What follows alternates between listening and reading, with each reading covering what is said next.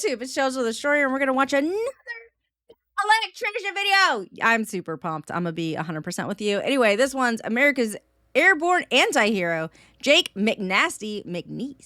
So grab your snackies, grab your bevies, let me know what you're eating or drinking down below. And let's get to watching and learning. This is hands down going to be the longest video I've ever made. I should probably pee first. Hold on. Excuse me? Where are you? Where are you? I know it's a bit, but where are you? Okay, bye. Today we're talking about America's airborne anti-hero. Ladies and gentlemen, James Elbert McNeese. You're not gonna... Is that a sponsor? What is that? What just happened? Jake McNasty, the leader of one of the most notorious military groups of all time, the Filthy 13. Okay. And just to clarify, in case you don't know, being an anti-hero is not a bad thing, despite how it may sound. You see, the textbook definition of an anti-hero is a hero that does not display typical heroic qualities, which honestly is pretty ambiguous, but it's one of those things where you know it when you see it. So for example... Is this new or is this old? Because it looks kind of empty. He built a new office for himself. I feel like... I don't know. Example, a regular hero would be somebody like Superman. He's invincible. It's he old. shoots lasers from his eyes, and he always does the right thing 100% of the time. Bang. The right thing. All right, sorry. Lasers from his eyes, and he always does the right thing 100% of the time. Bang. He never roughs up the bad guy. He always takes him straight to jail because the justice system never messes up anything. He only has sex in the missionary position. He always changes the batteries in his smoke detectors on time. Listen. He has superhuman strength, okay? I don't know if the missionary position is like...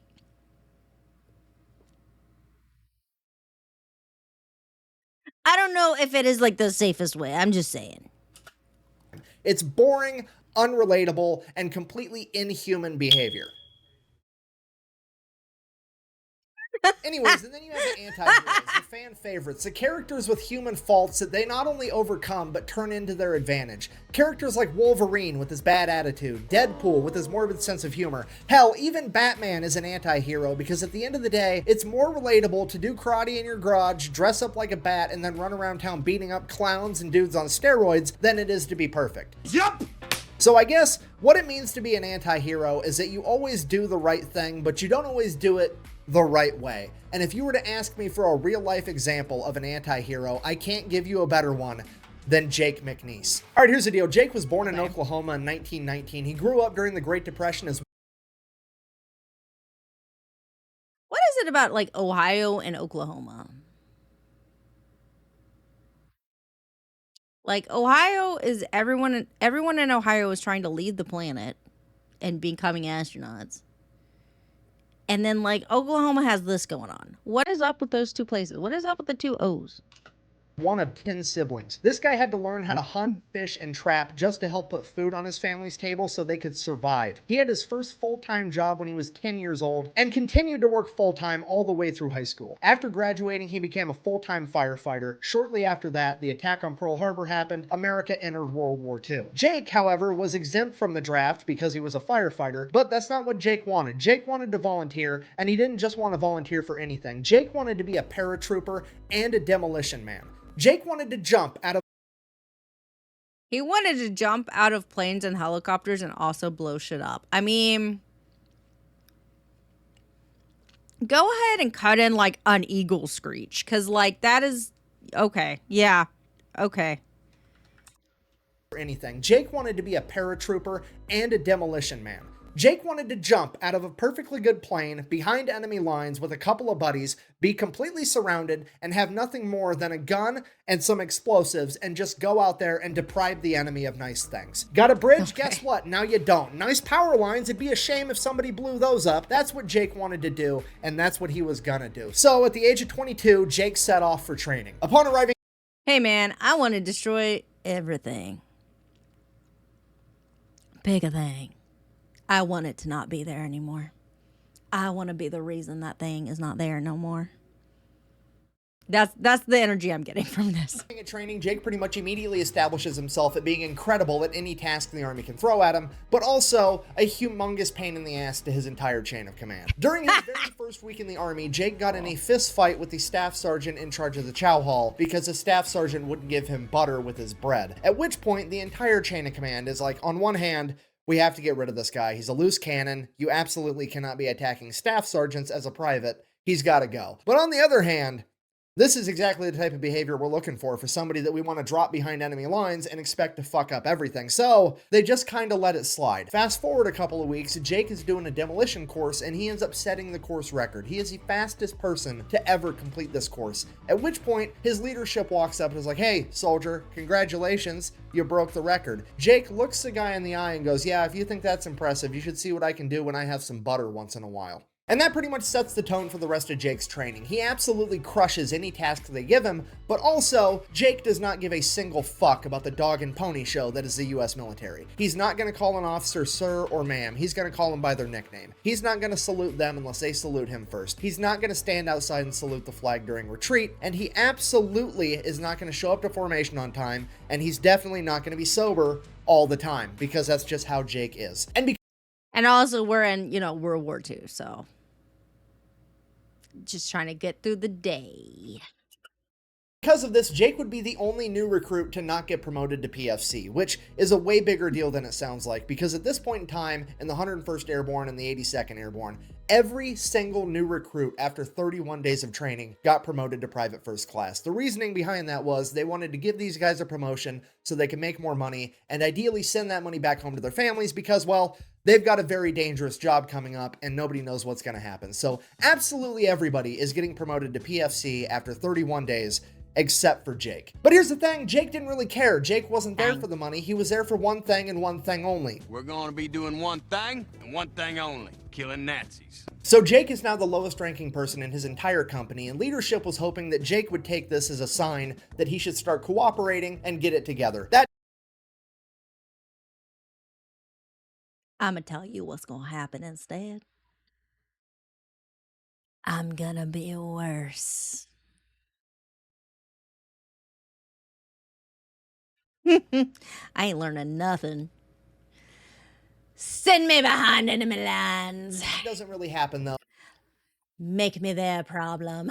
Jake would take this as a sign that he should start cooperating and get it together. That doesn't really happen though, and leadership now has no idea what to do with Jake, because on one hand, he's way too valuable to lose, but on the other hand, they don't want him mingling with all the other soldiers, rubbing off on them in a bad way. So they take Jake, they stick him in his very own platoon, all by himself, and make him his own acting platoon sergeant. And then as time passes, whenever they get another soldier just like Jake, they would send him over to join Jake's platoon, and he would eventually get 4 members in his platoon, counting him for a total of 5, and they would become known as the Dirty Five. And from there, things would obviously get really out of hand. Fast forward, Jake and his men finish the first phase of their training, and they are given a pass to go out on the town one last time before they have to go to Fort Benning for airborne school. So, oh no.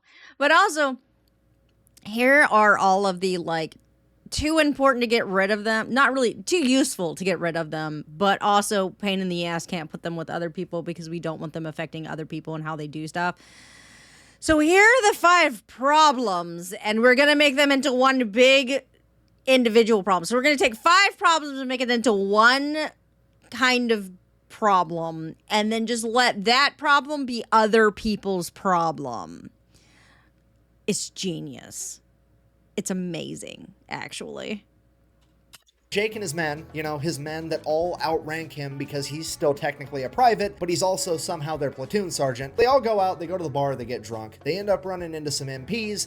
One of his men starts lipping off to the MPs. The MP goes to beat him with a nightstick. Jake interferes and says, "Hey, he's really drunk, let it slide." In Jake's own words, and I quote, "He's so drunk he couldn't hit the floor with his hat in 30 throws." Okay, so just let it slide. He's going to get his men back to the barracks. It's going to be fine. The military police, the MP, then tells Jake, mind his own business, as he turns around to hit Jake's guy with a nightstick, at which point Jake proceeds to beat the shit out of 2 MPs, taking their Colt 45 1911s, firing all the ammunition into a nearby street sign before handing them back their empty guns and saying, okay, now you can take me to jail. The next morning, Jake's commanding officer shows up to the stockade to talk to Jake, and he's like, look, not surprised you're here, don't really care what happened. Here's the deal. The Japanese have the world record for the longest ruck march, and I want to break that record by having a group of guys march from here all the way to Fort Benning, 136 miles, and I think you and your men are some of the guys that are going to be able to pull it off. Are you?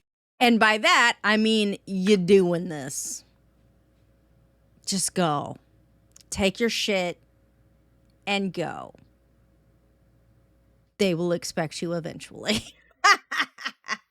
136 miles, and I think you and your men are some of the guys that are going to be able to pull it off. Are you in? At which point McNeese is like, 136 miles isn't a problem at all. I won't change my socks, and I won't even get a blister, which, if you've never been in the military and you've never ruck marched, saying soldiers carry up to 80 pounds of gear on the march. That you're not going to change your socks or get a blister on a 136-mile fucking ruck march is an unprecedented amount of shit talking. It's like a NASCAR driver saying that he's going to win the Daytona 500 without having his tires changed a single time. It's like going out drinking, ending up at Taco Bell at 2 in the morning, eating a bunch of steak quesadillas, waking up the next day, taking a shit, and not wiping, okay? It's not possible. Ew. Ew. So then the commanding officer is like, wash your ass. Great, cool, I'll see you at the ruck march. We're gonna go ahead and leave you in the stockade for the next 10 days. Until then, though, Jake's like, cool, no problem, I'll hang out. 10 days later shows up. Jake is in a prison uniform with a giant P on the front, and 3 MPs show up with 12-gauge shotguns loaded, and they escort Jake to the starting line of this fucking ruck march like he's Hannibal Lecter. There, he changes into a normal uniform and takes off on a 136-mile ruck march to Fort Benning so he can go to airborne school. And sure enough, true to his word, Jake is one of only 75 men to finish this ruck march, and he did not change his socks, and he did not get a single blister, which I cannot. I fucking can't relate to that because on my little treadmill thing that I did the other night, literally last night, I have a blister from that. To be fair, it was the shoes that I was wearing, and I really should have changed into different shoes, but I didn't want to, and I was almost done with my walk. So I stepped on it, kept going. I have a blister from that.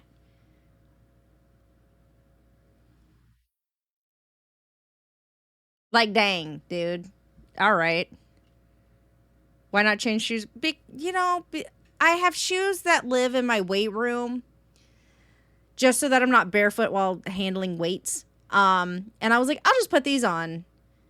Because they're the type of shoes you could throw in the washing machine. Like, you can wash them in your washing machine. They were made like that. And I was like, it'll be fine. And it wasn't. I have a blister now. It hurts. But still. Just walk it off. We got planes to fly.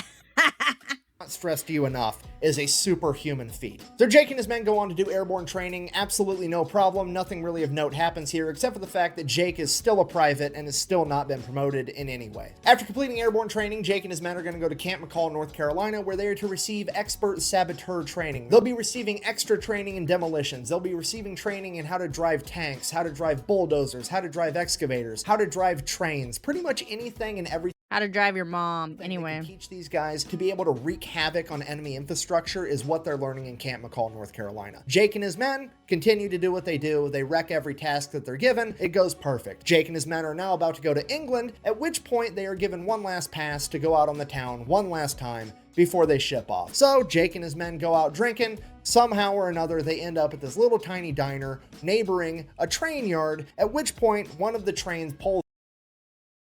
Train yard, huh? How's this gonna go? Because they apparently have a pretty bad track record.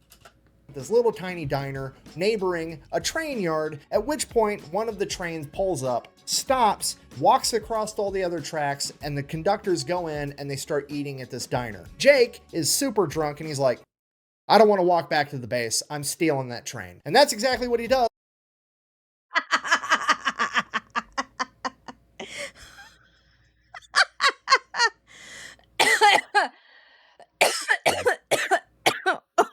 What?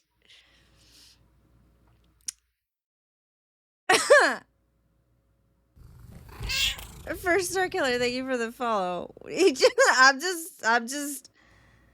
taking the fucking train. Like, what?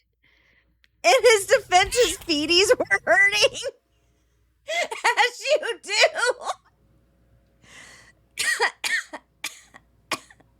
Oh my god. You ever just be vibing at a diner and just decide you're gonna steal a train? Holy hell. Because the army just taught him how to drive trains. So Jake Good. to steal a train and drive it all the way back to just outside of Camp McCall. That's just Waffle House behavior. Holy hell. I can't even.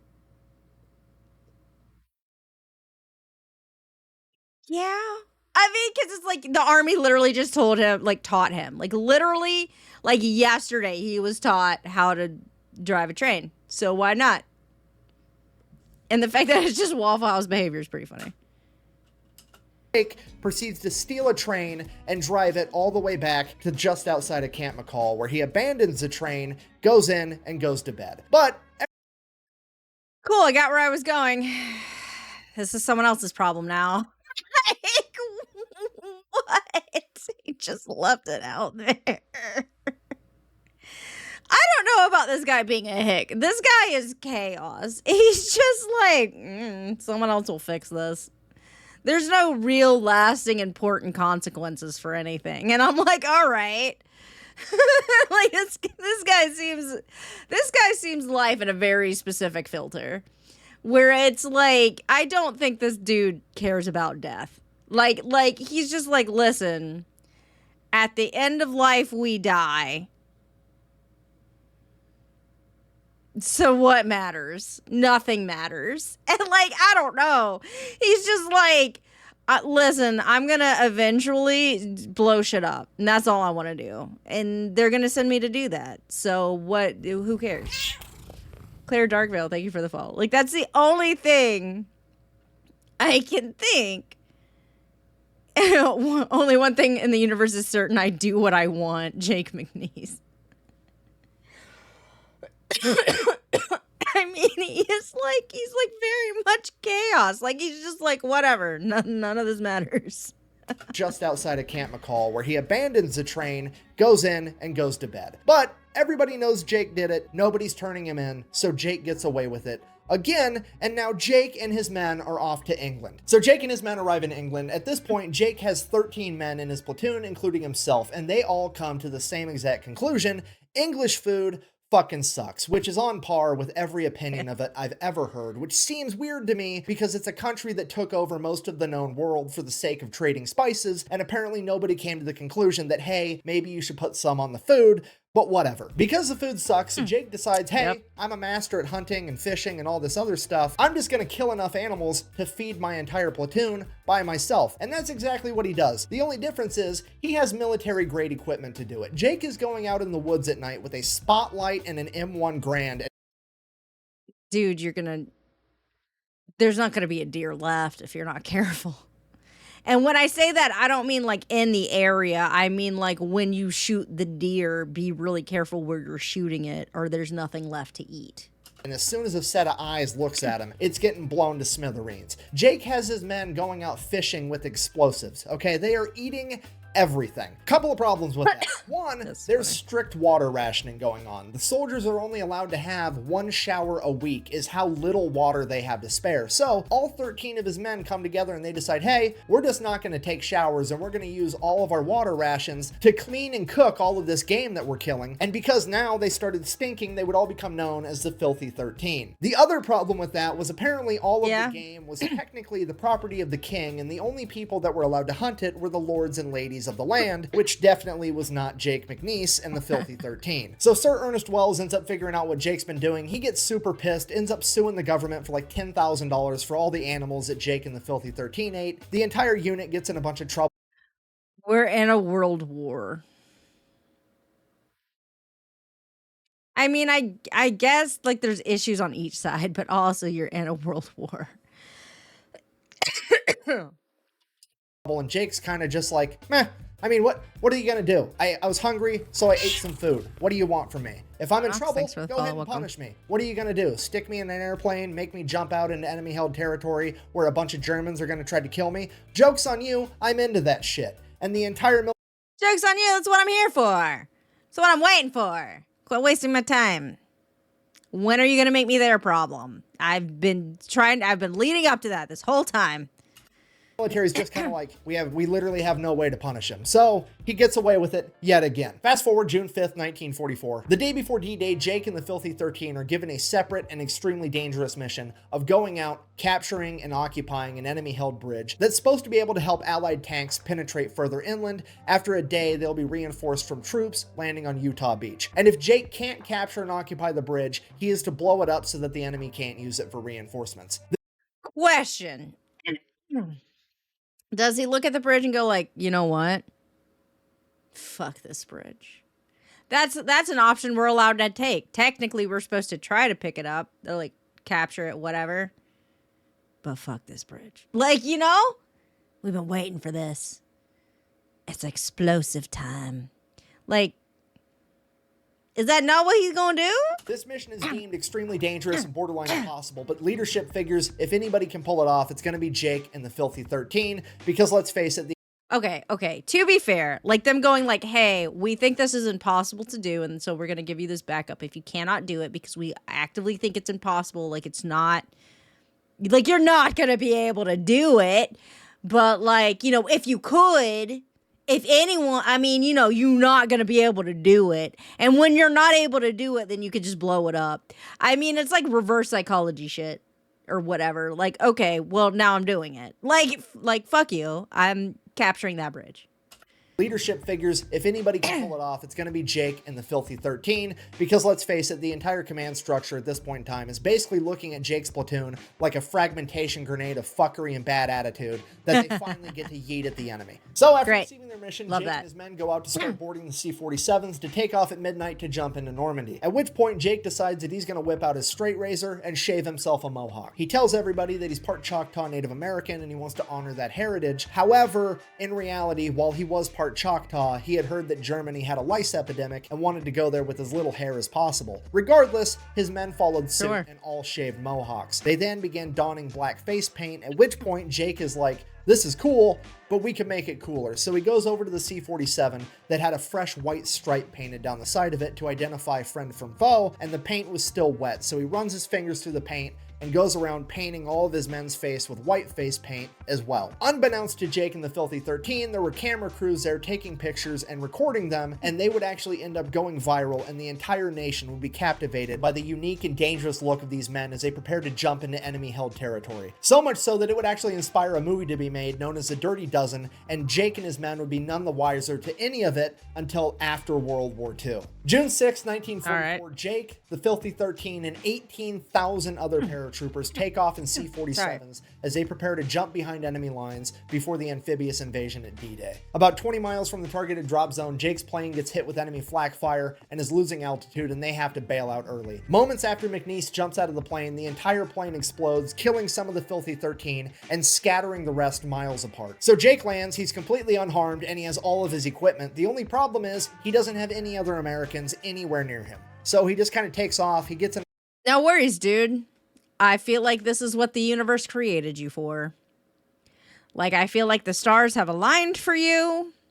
And this is your moment. The problem is he doesn't have any other Americans anywhere near him. So he just kind of takes off, he gets in a couple of long-range firefights with the Germans, takes a couple of them out in close quarters combat, and he's just going around trying to find any other paratroopers to group up with. And it's going on for hours and hours, and he can't find anybody. And he's starting to think maybe the whole thing was a catastrophe. Maybe it got called off. Maybe I'm the only guy out here right now. What am I gonna do? And he finally comes across one other American paratrooper, and it's a machine gunner that lost track of his machine gun during the jump. And this guy is running around Normandy with nothing but a belt of machine gun ammunition and no gun. And Jake is like, Jesus, okay, well, you're with me now, I guess. Here's my grenades, you take those. I'm gonna keep my M1 Grand. Follow me. So now Jake and Grenade Guy set off to find more paratroopers. Grenade So they Guy. keep looking, they find some more. They find a squad of mortar guys. They find some guys over here, some guys over here. Slowly, Jake amasses an entire platoon of about 35 paratroopers, and they're all gonna help Jake in his mission to take out this bridge. So Jake and his new companions start making their way to go blow up this bridge, at which point they would eventually come up on an entire American unit being led by this colonel, and the colonel is like, hey, you're working for me now. I don't care about that bridge.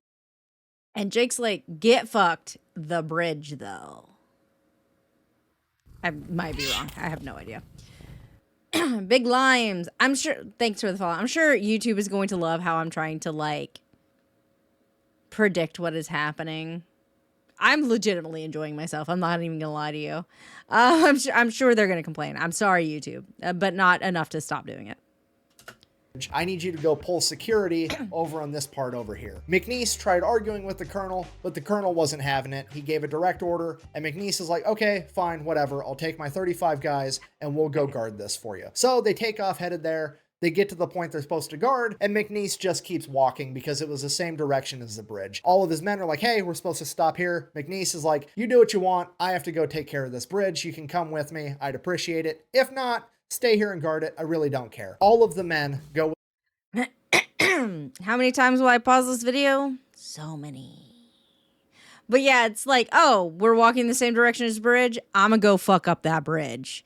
That is my directive. I'ma go do it. Knew it. With Jake and proceed to make their way to this bridge. So Jake and his men show up to the bridge, they capture it, they build up some fortified fighting positions because they now have to hold it for a day until reinforcements from Utah Beach can arrive. Hey, thanks, Grumpy. So the Germans start showing up, they fight the Germans back every time. One day passes. I'm gonna go back a little bit. Build up some fortified fighting positions because they now have to hold it for a day until reinforcements from Utah Beach can arrive. So the Germans start showing up, they fight the Germans back every time. One day passes, no reinforcements. Day two, they keep fighting the Germans back, holding the bridge, no reinforcements show up. Day 3, the Germans are now on the other end of the bridge with Jake and his men over here, and it is just no man's land in between on the actual bridge. When suddenly, an entire squadron of P-51 Mustangs comes up and blows up the entire bridge, because apparently the American leadership determined there's no way Jake was going to be successful in his mission, so they blew up the bridge anyways. Thankfully, Jake and his men would make it out okay. None of them were harmed in the blast from the P-51. Now, at this point, Jake decides, hey... Kind of rude. Like... kind of rude. They were working on it. But fine. Would make it out okay. None of them were harmed in the blast from the P-51. Now, at this point, Jake decides, hey, we're going to continue to hold our position here, because if anybody is going to try to cross this ravine, they're going to do it right here where the bridge used to be. And sure enough, an entire German infantry battalion shows up on the other side of where this bridge was. At this point, the German officers make their way through the ravine and up to Jake under a white flag, where they're like, hey, go ahead and surrender. We've got 700 men. You've got 35. It's going to be a bloodbath. Just call it a day. Jake, being Jake, is like, no, but you're welcome to surrender to me. The German officer, thoroughly annoyed, is like, what are you doing in that mohawked head of yours? I have 700 men. You need to surrender or I'm going to kill all of you. At which... and you're in a ravine. And I'm crazy. And I've been waiting. Galaxy Smith, thank you for the subscription. Appreciate you.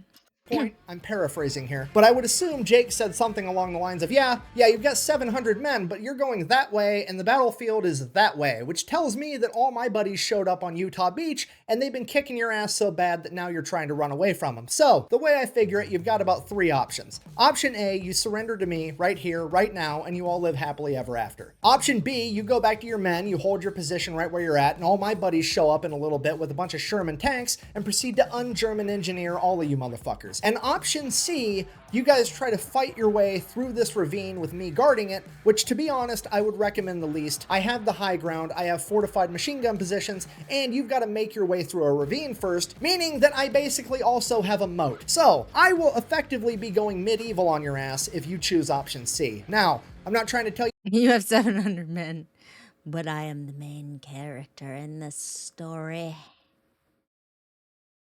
I am basically Batman. how to do your job, but if I was you, I would pick option A, because if you pick option B or option C, I can pretty much guarantee that the next piece of officer correspondence that you're gonna get is gonna be from a fucking Ouija board. At this point, the German officer storms off with his hair on fire. He's absolutely pissed. Jake then goes over to his men and he's like, hey, get ready for a fight. I'm pretty sure I just poked the bear. We'll see what happens. Sure enough, like an hour later, 700 German infantrymen proceed to take off and attempt to bum rush Jake and his men in their fortified fighting positions. Now, I don't know what you know about military tactics, but generally speaking, it is a terrible idea to run face first into machine gun fire. It's also a terrible idea to try to fight the enemy when they have the high ground. If you don't believe me, ask Anakin. But running face first into a fortified machine gun position through a moat while they have the high ground, and the men running the machine guns are under the command of some American with a mohawk, Native American face paint, who everybody calls Jake Mcnasty, is literally a lifetime supply worth of shitty ideas. Jake and his men would hold their fire until the majority of the Germans made their way into the water, at which point they would open fire with 4 heavy crew-served machine guns, 2 mortar tubes, and a bunch of small arms, effectively mowing down and decimating the entire German battalion. On that day, Jake and his ragtag group of paratroopers were credited with removing 700 enemy combatants from the field. Shortly after that, the reinforcements from Utah Beach show up. Jake goes over to a small town. They get put in a holding position for a little while. Then Jake's small group of ragtag paratroopers all get evac'd, where they get broken up and sent back to their original units, where they get regrouped and refitted to return to war. Jake Mcnasty would find himself getting evac'd all the way back to France, where he would be reunited with the 5 surviving members of the Filthy 13, as well as receiving a bunch of new recruits for his platoon. At this point, they had a couple weeks off where they could drink, relax, do whatever. Jake's Steal trains. Fight military police. You know, whatever they do on their downtime. Going out, he's getting drunk, he's having a good time. Then he would receive word that his platoon is going to be partaking in a new airborne operation referred to as Operation Market Garden, the largest airborne operation in human history, with 38,000 paratroopers jumping into Nazi-occupied Holland. Hearing that he was going to be jumping into Holland, Jake figured that he was going to be engaging in a lot of close quarters combat, so he opted to turn in his M1 Grand and get a Thompson, which is exactly what he did. He then received word that his platoon, being the bridge experts that they are, were going to have to... The bridge experts. You're a bridge expert, so go get another bridge, I guess. Go out, capture a bunch of bridges, defend them, and or get rid of them until they heard word otherwise. Hey, look, I made a bridge. It only took me like, what, 10 seconds? And pretty much everything goes according to plan there. They jump in, they get to the bridge, they take the bridge over, they hold it for a couple of weeks, then they receive word that they are to go help another unit take over this town known as Eindhoven. So Jake and his men make their way over to Eindhoven, and they begin helping to clear out this town, room by room, building by building, close quarters combat, them versus the Germans. In his book, Jake described this close quarter combat as very different. So there's a movie based on the Dirty 13, which is like what, the Dirty Dozen, and that's his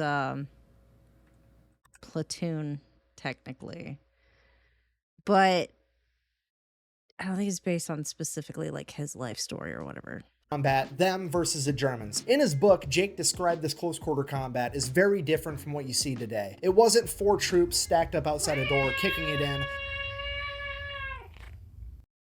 Chelzo 1 box, Chelzo 1 hide. Cernabog, thank you for the subscription. Appreciate you.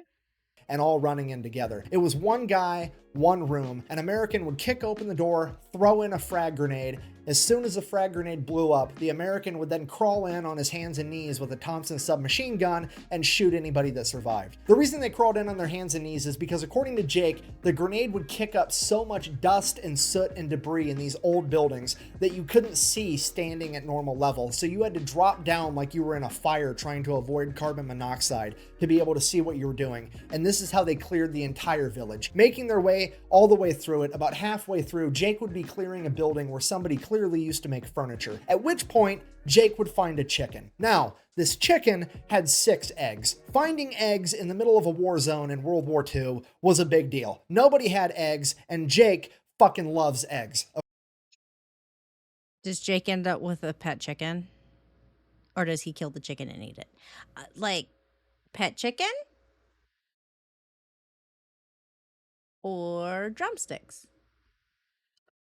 Okay, this is amazing. Only problem, he's got to figure out how to get these 6 eggs all the way through this village without breaking them. So he thinks for himself to a second, maybe I could leave the eggs here and I'll come back for them later. And he's like, no, that's not going to work because one of these other paratroopers is going to find my eggs and these are my eggs, I want them. So he takes all the eggs and sticks them in the cargo pocket of his pants. And then every time he clears a room, rather than crawling in on his arms and legs, he slides in on one side, the side without the eggs, to ensure that he doesn't damage any of his precious eggs, which is the most gangster shit I've ever heard in my entire life. This dude is going toe-to-toe in close quarters combat against enemies with submachine guns trying to kill him, and his primary concern is not fucking up breakfast.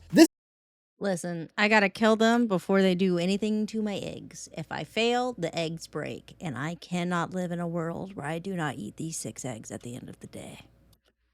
Guns trying to kill him, and his primary concern is not fucking up breakfast. This is like a stupid video game achievement for when you want to play it on extra hardcore mode. It's almost like this man knows that he has plot armor. It's absolutely incredible. So he continues.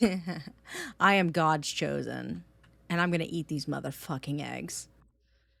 It's almost like this man knows that he has plot armor. It's absolutely incredible. So he continues to go on, clears out the entire village, doesn't break a single egg. It's absolutely incredible. They get to the other side of the village. They're like, sweet, we cleared out all the Germans. And then across the field, out of the wood line, pulls an entire German mechanized unit with 10 tanks. At this point, Jake is like, I just want to eat my fucking eggs.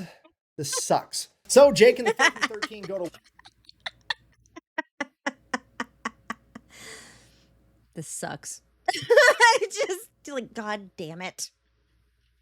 Work. Being the demolition men, it's their job to go around to the tanks and disable their tracks so they can no longer move, and then the infantry's going to come in with their flamethrowers and cook the enemy out. And that's exactly what happens. Everything goes according to plan. They take out all 10 tanks. Not really that big of a deal. Jake reaches into his pocket. Tragedy strikes. He's broken a single egg. It only took 10 German tanks to make this guy fumble enough to break a single egg, and he got to enjoy 5 eggs for dinner that night. Jake and his men would then adopt a holding position where they would chill out for a little bit, hold their position until they got evac'd again for yet another huge mission where Jake and his men would find themselves back in France for a second time. So Jake and his men find themselves at an army.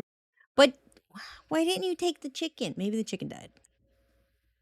His men would find themselves back in France for a second time. So Jake and his men find themselves at an army base right outside of Reims, France. Obviously, Jake and his men want to go drink in town, have a good time, see if they can find some women, you know, what have you. The only problem is, apparently the 82nd Airborne was there last month, and the 82nd Airborne caused such an issue in town that the military had to bring in a special group of MPs to get the 82nd Airborne under control, and now all paratroopers have been effectively banned from town. I mean, to be fair, that's pretty on brand for the 82nd Airborne. Bunch of rowdy dudes. If you don't know, that's their logo. On paper, AA stands for All American, but everybody knows that it actually stands for Athletic Alcoholics. Now, Jake, wanting to drink anyways, comes up with a plan. He's got to hook up with a distillery all the way over in Paris, which is like a 2-day trip away. So, Jake gets a 72-hour pass, So, Jake steals a train. No, I'm kidding. I'm kidding. Starts leaving to go to Paris. His commanding officer stops him and is like, Jake, what are you doing? I'm going to Paris to get some booze for the boys. Jake, Paris is 2 days away. Do you really think that you're going to be able to take 2 days to travel to Paris, go on a week-long bender, and then travel 2 days back all in 72 hours? At which point, Jake looks at the officer and says, and I quote, I don't know. I wouldn't be willing to bet on it, but I'm willing to try. At which point the officer kind of just rolls his eyes and is like, is there anything I can do to stop you? Jake, not really. So the officer just lets him go because he realizes that Jake's going no matter what. It's just a matter of if he wants to get his ass beat over it or not. So Jake makes his way to Paris, goes on a couple-day bender, gets a bunch of booze for the boys, heads back to base. He finally gets back. He's been AWOL for 5 days. They immediately throw him in the stockade for abandoning his post. As they do, because that's illegal. Ben Invisibeard, thank you for the follow. Welcome. Like, that's illegal. You get in trouble for that.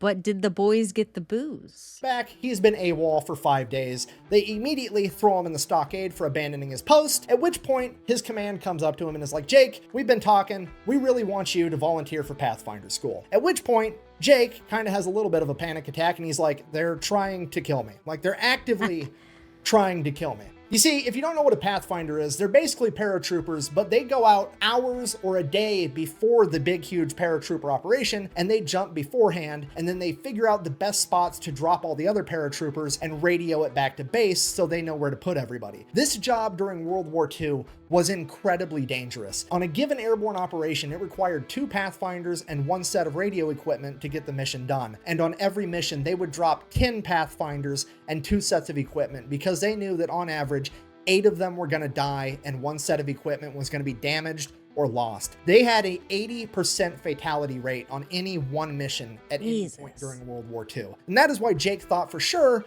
they're trying to get me killed. The only silver lining here is they can't make him do it, because Pathfinder is so dangerous that it was strictly a voluntary basis only. But Jake wasn't one to act too quick, so he said he'd think about it. And he goes and he thinks about it, and he's thinking about the war, and he starts to think to himself, you know, Pathfinder school is all the way over in England. By the time they send me there, I start school, I finish school, there's a good chance this war might be over altogether, and I'm not gonna have to make another combat jump. It'll be great. So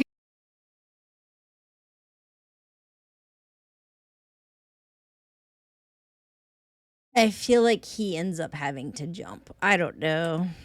chance this war might be over altogether, and I'm not gonna have to make another combat jump.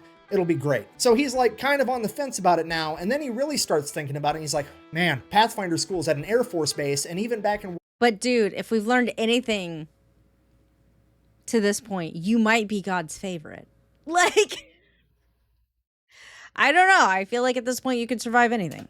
World War II, the Air Force had way better food than the Army. So now he might not have to do any more combat jumps, and he's going to get some good food. And then it dawns on him. The Air Force base where they teach Pathfinder school is 8 miles down the road from Oxford University, and all the young British men are fighting a war right now, meaning that Oxford is just full of college chicks. And as Jake said himself, and I quote, "This seemed like a mighty fine opportunity to do some postgraduate work."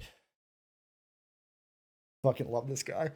So Jake shows up to Pathfinder school, and he's called into the commander's office, which is weird because he hasn't even done anything wrong yet. Jake goes, Yet. It's a big shining yet in the sky. Yet. He will get there. in there, the commander's like, "Hi Jake, I've heard all about you. I want you to be acting first sergeant." At which point Jake is like, "I don't know what you heard about me, but you heard wrong. I'm technically not even a private first class yet. I've never been promoted. I am not the leader that you want. I don't care about saluting. I don't care about any of that dog and pony show military stuff. I'm here to fight a war, and that's it." At which point the commander's like, "That's exactly why I want you. I don't need you to salute me. I don't need you to call me sir. I need you to get these guys ready for war, and I don't think there's anybody better to do it than you. I'll make sure that you end up getting paid as a first sergeant the entire time you're an acting first sergeant." To which Jake replies, I don't really care about the money. Look, I've blown up every safe between here and Normandy. I have plenty of money, okay? I might be willing to do this. I have looted as much as I could loot. Like I've been stealing shit left and right. What do you mean? Job, but if I'm gonna do it, there's gonna be some terms. Anybody that's fighting for me is gonna keep having good Air Force food, and they get permanent leave whenever they want it. At that point, the commander agrees. Jake is now the acting first sergeant, which, if you don't know, is the polar opposites of the spectrum as far as enlisted rank goes. So per usual, Jake excels at pretty much everything all through Pathfinder school. They graduate, Jake is still acting first sergeant, and he gets to decide which person is in which platoon. So naturally, Jake does what anybody would do, and he builds a dream team of the 20 best Pathfinders out of all 400 and puts himself with that platoon. Now at this point, it's really looking like Jake might never have to go out on a mission as a Pathfinder because the war is really dwindling down at this point. Then, December 16th, 1944, the Germans would launch a last-ditch effort counteroffensive to try to fight Allied forces. This would be known as the Battle of the Bulge, where they would cut off the 101st Airborne, Jake's old division, inside the town of Bastogne, completely surround them, and the 101st Airborne is now stuck in this city. They are running out of ammunition, they're running out of food, and they're running out of gas. And if they end up surrendering, it could turn the entire tide of World War II. So all they need is somebody to be able to parachute in, get in town, and be able to call in resupply drops to let the 101st Airborne have a fighting chance to be able to hold off the Germans long enough for Patton to show up with his army of 350,000 men. Jake's over there like, fuck. He's like, damn it. So you've got a crazy mission, somebody needs to save the day, you're calling upon Jake and his dream team. There hasn't been a single radio transmission to come out of the 101st Airborne in over 2 days. Despite that, Jake and his dream team are going to jump in anyways. They have to be able to hit a 2-mile diameter landing zone while jumping out of a plane that's traveling 160 miles an hour, utilizing parachutes that they can't steer. This mission is seemingly impossible, but here they go. They jump out of the planes, they hit the landing zone perfectly. One man, unfortunately, does die, but that is a 5% fatality rate compared to the average of 80. Jake and his men then immediately get to work setting up their equipment in opposite sides of town. And after one guy calls in one resupply, he picks up his stuff, moves to a different location. Then this guy calls in his resupply, picks up, moves to a different location, and they bounce the signal back and forth on opposite sides of town all day, sending signals for resupply. They do this because they know the Germans can triangulate their radio equipment and don't want them to start utilizing artillery to take them out. Within the first 24 hours of Jake and his men landing, they called in 247 C-47s for resupply drops. On the second day, they were able to call in 160. On the third day, they were able to call in 140. On the fourth day, they were able to call in 269. And on You know what? Unload all your shit on this town. Like, it's fine. We got you.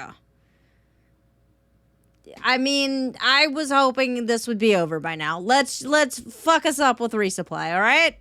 the fifth day, they were able to call in 129. Jake and his men have single-handedly provided the 101st Airborne Division with enough resupply to be able to stave off the Germans, to give Patton enough time to show up with his army and penetrate through the German flank, effectively ending World War II in the European theater and potentially saving the entire war as a whole. So Jake has effectively saved the day. It is now time to get out of there, get retooled, refitted, and probably never make another combat jump again, because for sure, the war is over this time, right?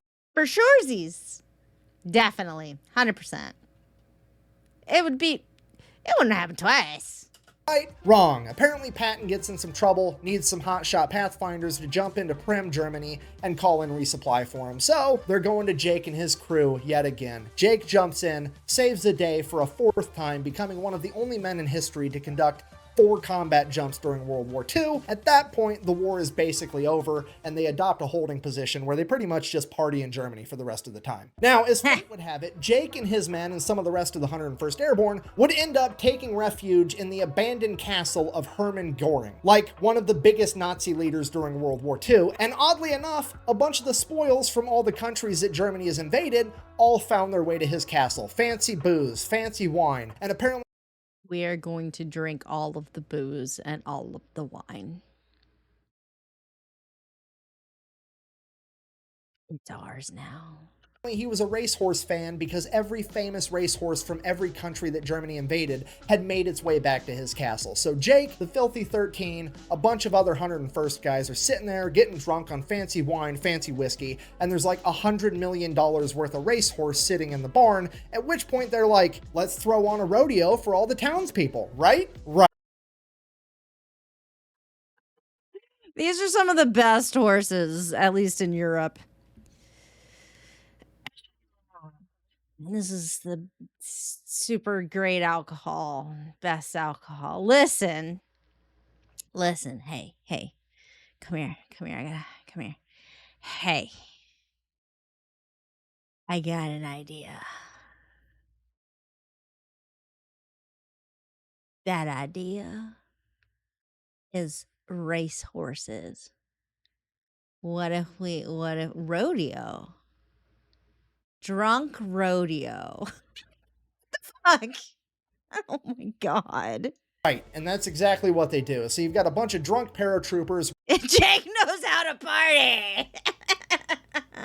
riding around all these fancy racehorses. It's a great time. And then my personal favorite part of this entire story, while out at the rodeo, Jake would meet an attractive young lady by the name of Amelia. And Jake and Amelia would immediately hit it off and start doing some postgraduate work. I mean, dating. Oh, don't worry, it gets better. As it would turn out, Amelia's father is the leader of the local chapter of Hitler's Youth, which is just the absolute cherry on top to this entire story. How's the saying go? Screw you and the horse you rode in on. Jake's like, nah, I'm gonna raid your liquor cabinet, steal your horse, ride in on it, and then bang your daughter. This is the best possible ending to this man's epic saga in World War II that anybody could even come up with, and it happened in real life. Just to recap, Jake jumps into D-Day, wrecks house. Then jumps into Holland, wrecks house, and then eats some eggs about it. Then he pretty much single-handedly turned the tide of the Battle of the Bulge, and then he proceeds to find the closest thing he can to a Nazi princess and show her that inches are in fact better than centimeters. Shortly after that, Jake would get sent back home to America, where they would then reroute him to Arkansas so that he could see a plastic surgeon about getting his ear repaired because it had gotten mangled during one of his exploits. While in Arkansas, he would have a run-in with the military police, get in a fight with them, get thrown in the stockade yet again. Before being released,